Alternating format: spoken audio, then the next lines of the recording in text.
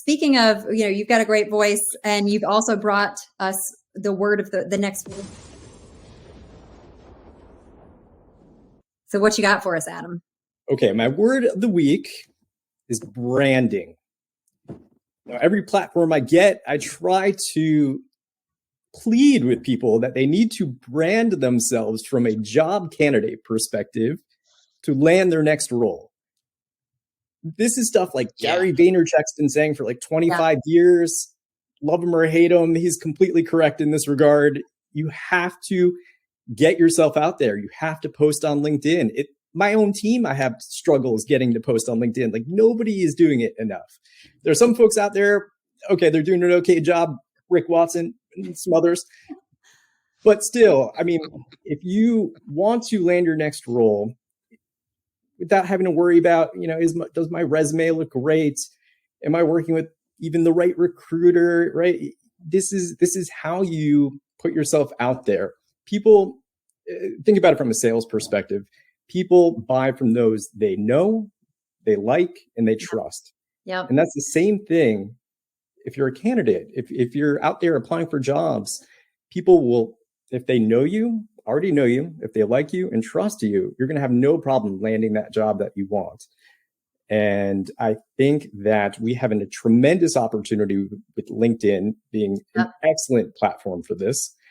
Yeah. And still, people, I think, are just, maybe they're too shy. They don't think people are going to like what others think about what they're saying. And that's something that you should not be worrying about.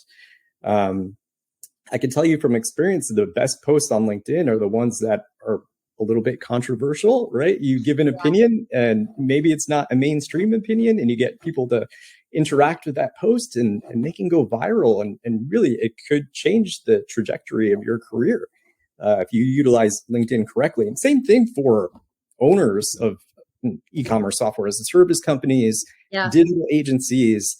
They're literally leaving millions of dollars on the table if they're not posting. And don't use AI, don't use chat GPT, don't use ghostwriters. Like, make it come from the heart. And it's so easy to do. Like, just think of it during the day. This would actually be a really good post.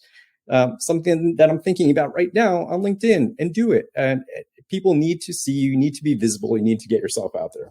This is something I'm super passionate about.